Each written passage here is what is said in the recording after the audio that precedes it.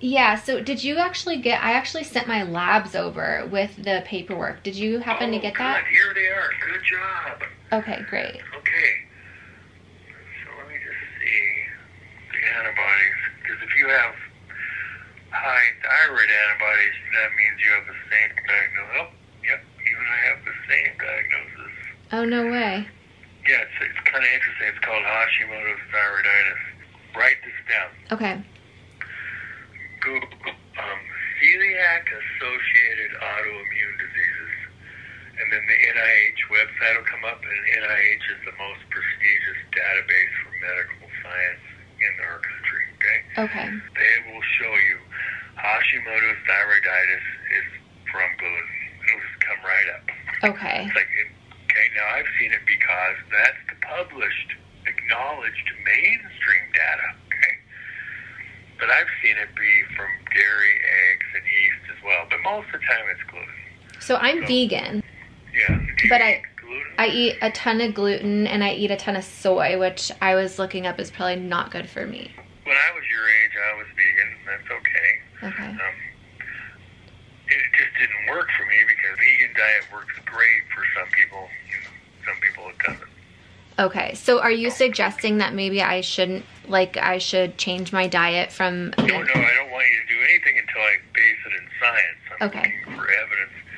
So what I try to do is help you get well. But we'll try to do it as scientifically as possible. We don't try to just do a cookie cutter. Oh, because I did this, you should do it. No. Does that make sense? Yeah. We're going to base it on you, not Sure. me. So we're just going to... Lucky for you, you did some good work that helps me. And then it also turns out, when I was your age, everybody wanted to give me an antidepressant. And luckily for me, I read this book written by a famous doctor, Broda Barnes, called Hypothyroidism, the Unsuspected Illness, okay? Uh-huh. And it turned out he has a whole chapter on depression, and he says right in that book, 90% of the time, depression is from thyroid. Oh, wow. In my case, he was right. I'm not saying to stop your Zoloft. What I'm saying is, the Zoloft gives me a valuable clue about your Hashimoto's, see? Okay. Just like when I was your age, I'm 66. So 30 years ago, when I first started having these problems, I went through it. In fact, I had to take a sabbatical because everybody wanted to give me antidepressants. I go, there's something else wrong. And none of my colleagues would listen to me. So, yeah, that's what I feel like. That's how it happened. Yeah. It wasn't like the... and I'm sure that's why you're calling me, because you're going, But intuitively, you can sense there's something deeper, right? Right, exactly. And they prescribed me, like the endocrinologist that I saw to get that lab work done, he said I needed to be on medication for my thyroid, and he prescribed me Cytomel twice a day, 5 mcgs. Does that make you a nervous wreck? I haven't taken it because I wanted to talk to you before I even started it because I was too scared to take it. Okay, so Tiz, let me look at this. Okay, so Rochus, all right, Cytomel did not take yet. It's a valuable clue. So 4.16, free T4, okay, free T4, 1.0, free total T3, which isn't as accurate as a free T3, but he did. So I do the same test he does, but usually most people in today's world, they do free T3, free T4, and TSH. And then, so say positive thyroid antibodies. So the main thing is we've got to find out which food it is that you're eating that's causing your Hashimoto's thyroiditis. Doesn't that make way more sense? Yeah, totally. Okay, and then, by the way, endometriosis is now linked in a majority of cases to autoimmune disease. Oh, wow. When I went to medical school, they taught me, they called it multiple endocrine neoplasia. And so today they call it Schmidt syndrome. This is really important. There's 5 places Schmidt syndrome will show up, and the most common is your thyroid. If you have 2 of the following 5, you have Schmidt syndrome, okay? So the most common is your thyroid, so you've already got that one. The second one is progressive inability to absorb B vitamins. Mm-hmm. So then it causes stomach pain. Okay? I have horrible stomach The third pain. one is adrenal problems, which causes you anxiety. It causes you trouble maintaining your blood pressure and your blood sugar. Okay? Okay. The fourth one is type 1 diabetes, and the 5th one is ovarian uterine injury.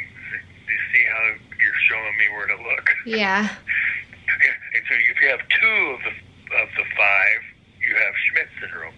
I have it.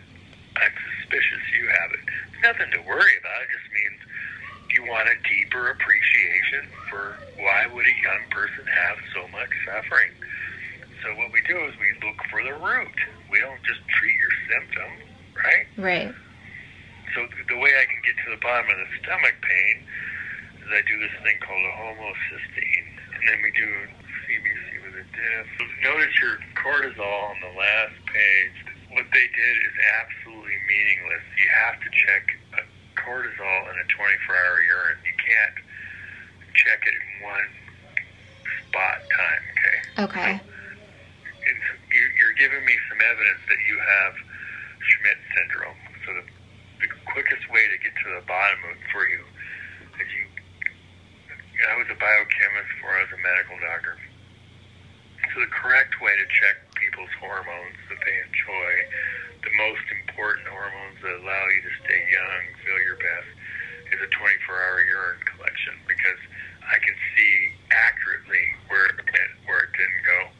Okay. So I can show you what's going on. The second test I think you should do is the food allergy test to see the origins of your Hashimoto's thyroiditis. It's probably contributing to your endometriosis. It's probably greatly contributing to your stomach pain, your brain fog, your poor memory. I mean, it just goes on and on. That's where I'd like to see what the root is. Okay. Does that make sense? Yeah, totally. So if you clean up your diet, your thyroid's probably going to be just fine. Okay. You're just at the point where you're in that sweet spot where you can get a lot of healing. And then if you need me to give you hormones, you can come up, like there's a non-stop flight from Los Angeles or San Francisco or Las Vegas that flies within 10 miles of my office. And you would give me probably a different medication than the Cytomel, right? Well, Cytomel could make you, if you already have anxiety, that's not the one to take. Right. Well, that's why I figured. The doctor that I went to was like nowhere near had any of like the knowledge that you have. And so I think, and he said I didn't need to be checked for like another year. He said, we'll check you once a year for the thyroid. Look at you have, this is a lot of suffering for a 36-year-old. Isn't this a lot of suffering for someone who's 36? Anxiety, pain, fatigue, yeah, low thyroid, headaches, brain fog, poor memory, stomach pain. There's got to be a common origin at your age, right? Yeah. It's not isolated. That's what's telling me what's going on. If your adrenals are, remember Schmidt syndrome? If your adrenals are being attacked, it lowers you can't maintain your blood pressure or your blood sugar, and you get anxiety. Okay. Isn't that interesting? Yeah, it is. So that's why we got to do the 24-hour urine, because that would be the most probable root of all of your suffering. Is you're just like me. You're inflamed. Your immune system is attacking you in multiple places. What happens is a lot of doctors personally enrich themselves by what's called the elimination diet, and it takes years to get to the point of like where you could be. If I just do the test in the beginning, well, it's a rip-off to do that to you. Just do the test, figure out what it is, stop eating it. Yeah. Okay? Totally. Does that make sense? Yes. Let's say you did nothing. You just did what the endocrinologist said. You don't change your diet. The most likely way to give yourself a tumor is just keep eating the food that's injuring your thyroid. And eventually, a proportion of people with our diagnosis will get thyroid cancer. Mm.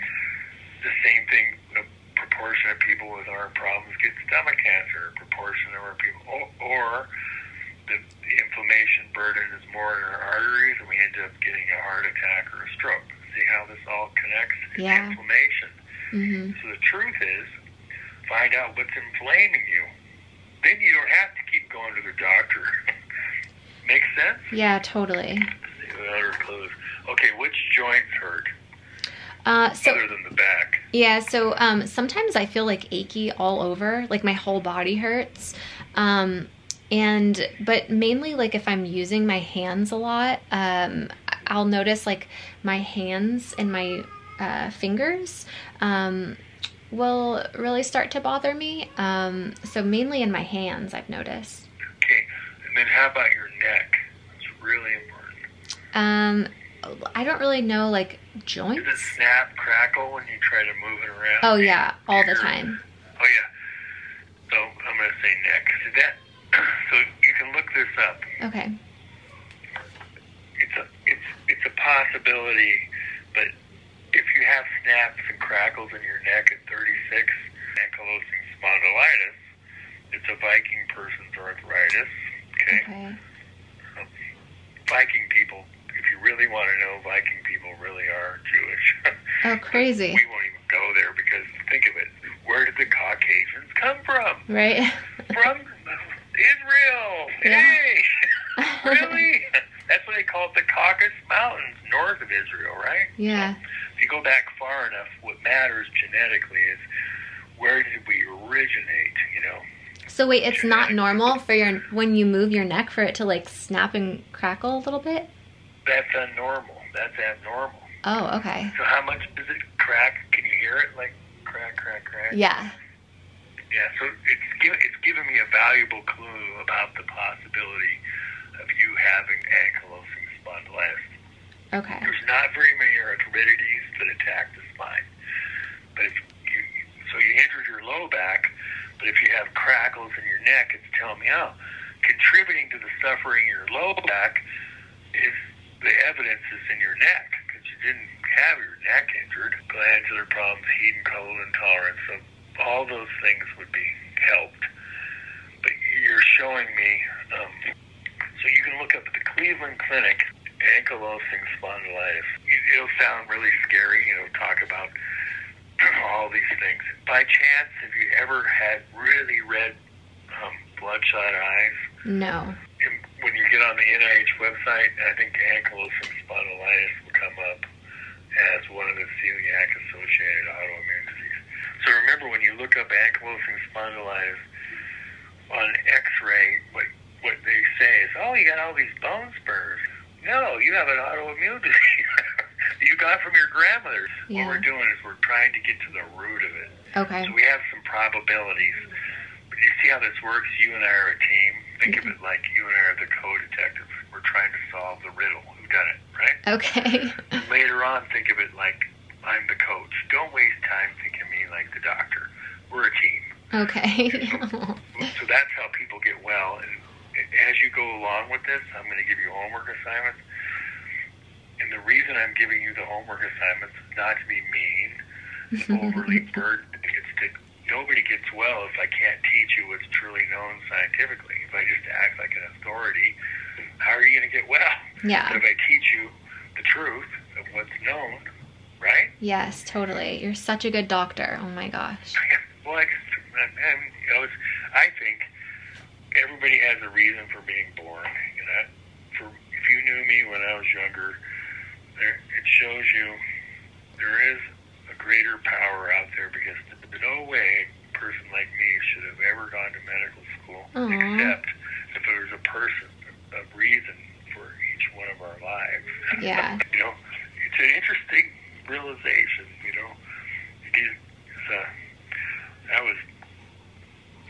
not on the path of overachievement, let me tell you. Well, I'm glad you're a doctor. I'm glad it all worked out. Yeah, but the CBC is what tells me another marker if your stomach's being injured. Okay. So we're going to write, do they tell you you had gastritis? Was he going to do an endoscopy? No, he was kind of dismissive. Okay. So it turns out this is what we're doing here would connect the 6 things you're complaining of. So that's why I'm starting there. Like, the younger the patient, the more likely is that they're all connected. Okay. So what I'm going to do is I'm going to mail you a 24-hour urine kit. I'm going to mail you a food allergy kit. I'm additionally looking at 2 markers in your blood. So when they draw your food allergies, they're also going to be looking at your stomach for causality. Because if these markers come up abnormal, it shows me, oh, okay, she's got Schmidt syndrome. See? Okay. So it just helps me to get deeper into the root of it. The one homework I'm assigning you today is an old book. It's 50 years old, but it's still in print today because a couple thousand holistically minded medical doctors think this guy was brilliant. Okay. And it saved my life, so I'm assigning you to read it because this is how I ended up not taking antidepressants. Okay. Okay, so it's called Hypothyroidism, the Unsuspected Illness by Broda Barnes, MD, PhD. Okay, what he figured out was thyroid is pivotal in so many things that we come to rely on. And it's an outdated book, and how he tells you to treat it. We know, like, for example, the type of thyroid he would give you would be terrible. I'll explain that why. Okay. The main point of the book is it'll help you to go, wow, why did somebody show me this years ago? Yeah. Okay? And then it helps you to see it. So what you do with me is I'm going to assign you these tasks, not to be mean, but to help you to understand how to get well and stay well. Okay. Once you're completely well, you'll come in we'll talk once a year to be reminded why you're well. Okay. Human beings, after a year, they tend to go back to their old ways. Right. Okay. I guess my only other question was that my husband wanted me to ask you was, because we're all vegan here, and I know a lot of people say like, oh, well, you should add like salmon or fish into your diet. Is that mainly just for the omegas, or would we be able to take like a vegan algae, DHA, EPA, and a pill? Well, I can help you. If you want to be a vegan, I can help you completely. Let's get your results back, and then we'll answer that. Fair enough? Okay, perfect. Yeah, that's fair. It turns out the more chemical the treatment, the more side effects because of the fillers that are in the chemicals. Okay. So what you want me to do is first see the evidence of what the problem is. Right. And then tell you what to do. Okay, got it. Thanks. Yeah. I'm looking forward to meeting you, and then I'll help you work on the way. I have lots of patients who are vegans. It's a totally doable diet. You just have to know. You got to see the data on you specifically to help you customize. Got it. So you can't be taking that kind of stuff when you do this test because Right. I can't be the truth. And you can ask my secretary when you call back for more specifics on that. Okay, got it. Okay, thank you so much, Doctor. Really nice talking to you. Yeah, I really enjoyed talking to you. You too. Thank you so much. Bye-bye.